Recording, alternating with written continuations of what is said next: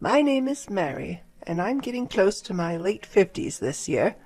I have 2 children. My elder son has become a working adult and is planning to get married to his girlfriend soon. My eldest daughter is currently a college student, and though she seems to be working hard every day, she appears to be thoroughly enjoying her university life. With my children growing up, I've almost finished my duties as a mother, and being a former nurse, I'm considering returning to the caregiving profession. One day, I got the shocking news that my father-in-law, Bob, had suffered a stroke. I received a call from my husband, John, and rushed to the hospital where Bob was admitted. Bob has always been a very earnest man, gentle, and has been very kind to me, his daughter-in-law. However, I have been worried because he hasn't been in good spirits since his wife, Alice, passed away 3 years ago. I occasionally visited his house to check on him, and noticed a clear lack of energy, so we had been frequently inviting him out with the kids. Amidst this, when I had just begun to notice a return of vitality to Bob, the news of his stroke filled me with unease.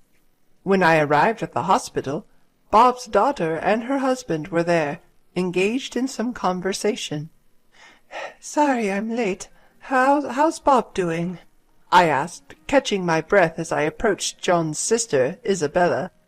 Isabella sighed in irritation when she noticed me and said, "You're late. We have somewhere to be, so can you take it from here?" With that she left briskly. Isabella has always seemed indifferent to Bob, often treating him coldly. Not only Bob, but she was the same with Alice when she was alive. Bob and Alice were such kind people, and they never said anything to her. But I think that's what made her what she is now. For now, I paced around the waiting area nervously, while Bob was presumably in surgery. In the meantime, John arrived at the hospital. "Mary, how's Dad?" John was obviously worried. Sweat dripped from his forehead, and his dress shirt was soaked with perspiration. When I shook my head, John dropped the bags he was carrying, his face pale. No way." I quickly corrected him. "No, he's still in surgery. We don't know yet." John seemed to relax a bit, picking up his fallen bags and sinking into a chair. "Should we prepare ourselves?" I rushed over to John, who looked on the verge of tears, and put my hand on his back. "No, it's going to be okay." I felt helpless, not being able to say anything else, but I couldn't think of anything else to say. A few hours later, the surgery ended, and we were told by the doctor to come into a small room for an explanation. "The surgery was successful. However, he will most likely have some lasting effects." In other words, we were told Bob would need care.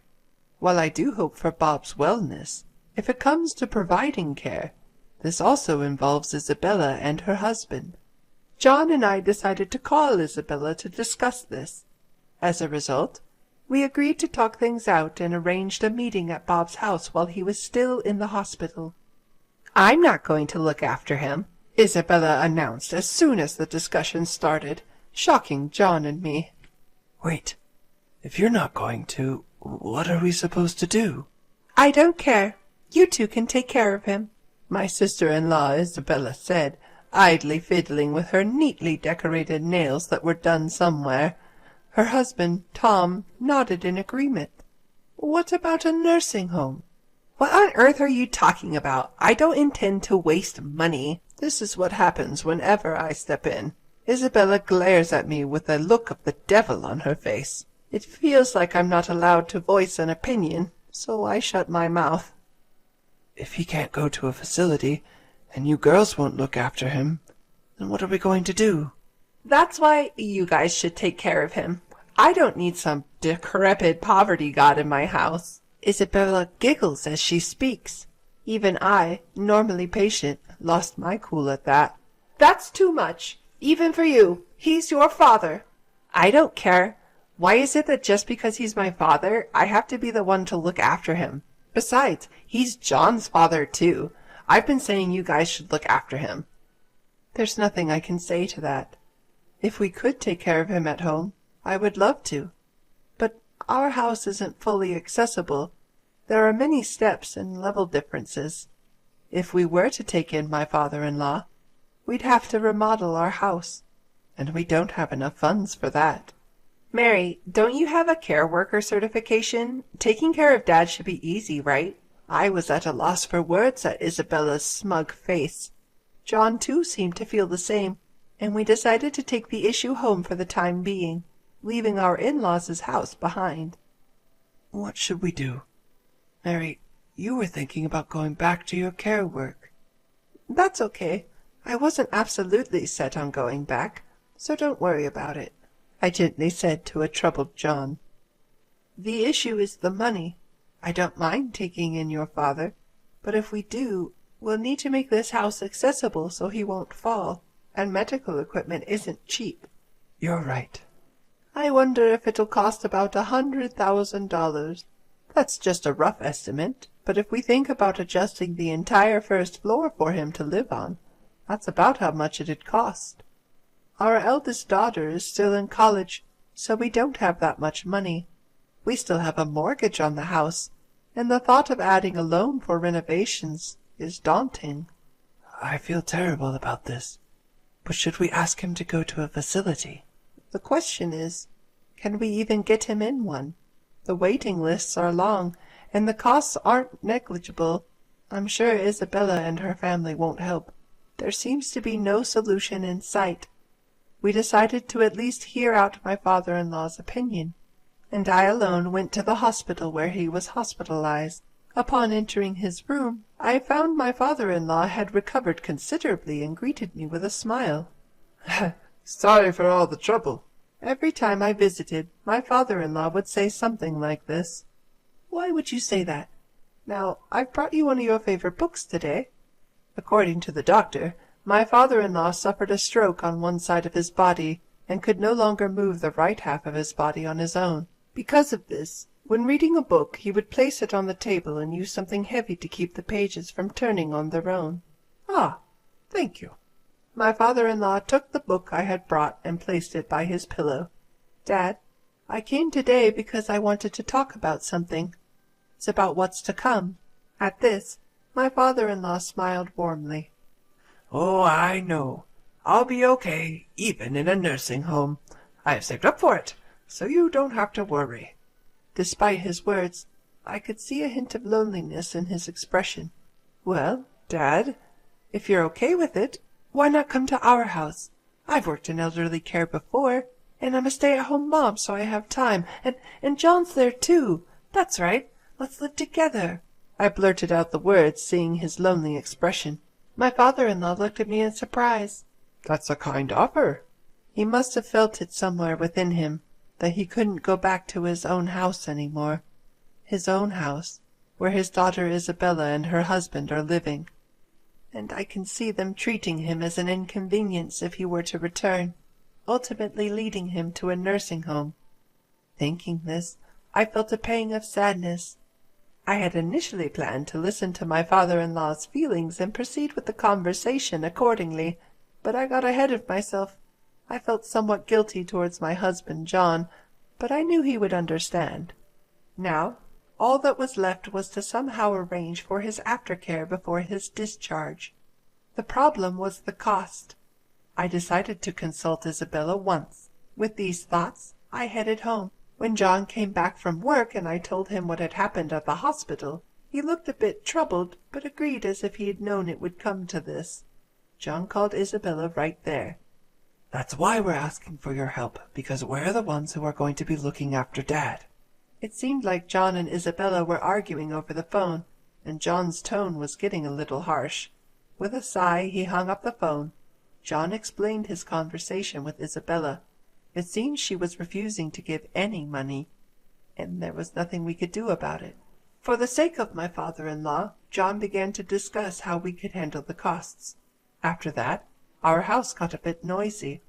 We discussed how to renovate the house and what kind of care supplies we'd need, and received various explanations about home care. When I told my father-in-law that he would be living with us after he was discharged, he looked apologetic, but also pleased. Mary, could you get the checkbook that's over there? My recovered father-in-law pointed at a cloth bag on the shelf during one of our visits. Wondering what he'd use a checkbook for, I did as he asked and took it out. Watching my father-in-law, I saw him open the bank book and show it to me. "I have some money here. Can you and John use it?" The checkbook he showed me had an amount written in it that I had never seen before. When I froze seeing this, my father-in-law laughed and said, "You and John will be taking care of me from now on, right? I heard about you getting a new car and making the house accessible. Would $10 million be enough for that?" $10 million? I hadn't counted the zeros, but I was shocked at the number of $10 million. I had no idea why my father-in-law had saved so much money, but apparently after my mother-in-law passed away, he didn't feel like doing anything and decided to venture into the investments he had been studying for a while. It seems to have worked out better than expected, and his savings began to accumulate quickly. He was not a big spender, so he only kept on saving. However, even if he wanted to remodel the house or buy a new car, it shouldn't cost that much. I handed his bank book back to him and said, I can't accept this much. Please use this for yourself." He, in turn, offered the bank book back to me, saying, "I can't use all this money. I would rather give it back to you and your family, who are willing to take care of me." Stuck with the predicament of the returned bank book again, I refused. "Still, I can't accept so much." My father-in-law, after contemplating for a while with a troubled look, proposed, "What about $1 million?" Seeing no end to this, I managed to persuade him to agree to a reduced sum of $100,000. He still seemed dissatisfied, but for the moment that was good. As such an exchange was going on, "I'm here!" Isabella appeared out of nowhere. With the entrance of Isabella, who was oblivious to money matters, I hurriedly shoved my father-in-law's bank book back into its original place. Seeing this, my sister-in-law Isabella frowned and asked, "What's going on?" with a hint of worry in her voice. I was relieved that she hadn't heard our previous conversation. Isabella had come to bring some clothes for our father. After chatting for a bit, we both left the hospital room, but on our way home, Isabella suddenly said that she had something to discuss, and suggested we stop by a coffee shop. Her talks have never been about anything good in the past, so I assumed this wouldn't be any different. I reluctantly agreed, but it turned out to be a mistake. "I will take care of Dad." "What?" At the sudden proposal, I was taken aback. Despite her words, we're already in the middle of preparations to accommodate my father-in-law, even starting renovations on the house. I couldn't help but wonder why she would suddenly propose such a thing. "So, you don't have to visit the hospital from tomorrow?" "No, visiting has nothing to do with it. There's no rule stating that only the caretaker should visit, so why would she say such a thing?" Although I had doubts about Isabella's statement, I suggested we discuss it at another time, and left the cafe. When I told my husband John about this at home, he pondered over it and suddenly seemed to connect the dots. "She must have overheard about the savings." Although I had a hunch about it, it seems that was the case. John said, "Otherwise there's no way she would accept the caretaking, especially considering she was so opposed to it until recently." I had vaguely suspected that she had found out about the money and was trying to curry favor to inherit all of it. She might even come up with some excuse to start spending it. "But what should we do?" I asked. "I have an idea. Let's let her take a shot," said John, with a sly grin on his face, indicating he was up to something. Feeling uneasy about his plan, I decided to keep quiet and follow Isabella's request for now. I had conveyed to my father-in-law that he wouldn't need to worry about money, and that his daughter Isabella would be providing care. His response was ambiguous, a vague expression not quite affirming or denying his understanding, and with that, the conversation ended. Afterward, he was safely discharged from the hospital and returned to his family home in Nebraska, where Isabella resided. When my father-in-law was discharged, I had the chance to inspect the family home. The state of the house was unclear. There was no renovation, and it was questionable whether there were enough caregiving supplies. I doubted if real caregiving could happen in such conditions. However, this was Isabella's choice. I felt it was not my place to comment, so I decided to keep quiet. 2 months later, I got a call from Isabella. "Mary, I can't do this anymore. Please come over right now." She sounded frantic over the phone, so I responded and hurried over to the house in Nebraska. When I arrived, the house was messy, and there was a disgusting odor in the air. As I was wondering what happened, Isabella appeared, looking more disheveled than ever. She had dark circles under her eyes, and her walk was unsteady. "Are you okay?" I rushed over to Isabella, clearly in a bad state. Isabella grabbed my hand and said, "Take Dad away." At first I didn't understand what she meant, but after calming her down and getting her to explain, it seemed she had underestimated the challenges of caregiving. The duties extended from assistance with walking and meals to dealing with incontinence, which also meant dealing with diapers. It was overwhelming for her, not being able to handle anything around the house or even look at herself. I told her I couldn't make any decisions right then and promised to contact her as soon as possible. I took this matter home with me. "It lasted 2 months. That's impressive." My husband John muttered as he glanced at the calendar. Apparently he had seen this coming. He proposed we go and pick up my father-in-law on his next day off, and I agreed. A few days later, when we arrived at the family home in Nebraska, my father-in-law was already packed and ready to leave. I felt relieved that I could finally take him home. "I've endured for 2 months, and I used to live here too, so I deserve at least $5 million, Isabella said out of the blue as we were about to help my father-in-law into the car. I was so startled that I stopped in my tracks. John, too, was taken aback and turned to look at Isabella. Unfazed, she had a smug expression on her face. "What are you talking about, Isabella? This is not the time or place to talk about money, especially in front of Dad. He raised us after all." John tried to reason with her, but it seemed to have no effect. "I'm his daughter. It's only fair that I get paid." Her defiant response surprised me. How could she be so brazen? I questioned Isabella's personality. "Enough, Isabella.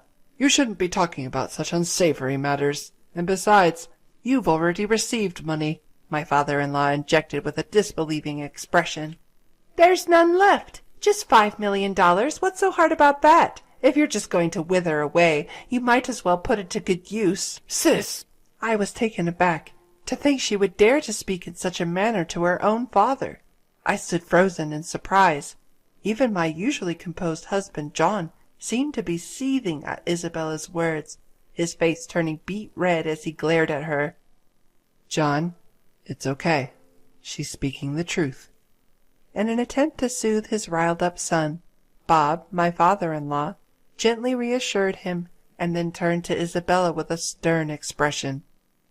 "Isabella, you are no longer my child. Leave this house." His words were icy, to the point. Upon hearing this, Isabella froze in shock. "What? What are you talking about? I'm your only daughter." "I only have a son, and this kind and caring woman here is my daughter-in-law. I don't know you any more. Take your foolish husband and leave." Having only heard the soft-spoken side of my father-in-law, Bob, I was astonished at the harsh tone now. Looking at Bob, his eyes were hardened, not permitting any defiance. It seemed as though that the message was being conveyed. Even Isabella was silenced by his dominance. "Well then, shall we go? We're counting on you moving forward." It was as if the face from earlier had disappeared. Bob was back to his usual self, and he smiled at me. John and I had no choice but to follow his words. We drove back home, leaving a stunned Isabella standing in place. Apparently, Bob later arranged through his lawyer for a last will and testament, stating that the inheritance would go only to John, and ensuring that no portion of it would end up with Isabella. Though the house became vacant with Isabella's departure, John and I wanted to live there, and Bob was happy to oblige. Isabella and her husband moved out and into an apartment, and it seemed that they had been using a significant amount of Bob's money even when he was in good health. Their spendthrift habits led them into debt, and now they're struggling to pay it back. Every day I can't help but think that this is the inevitable outcome for someone like Isabella, who can't respect or repay her parent even if he's her biological father. While caring for Bob is indeed tough, as a person who has been in the caregiving profession, it doesn't feel like a burden to me, and we're able to maintain a good relationship.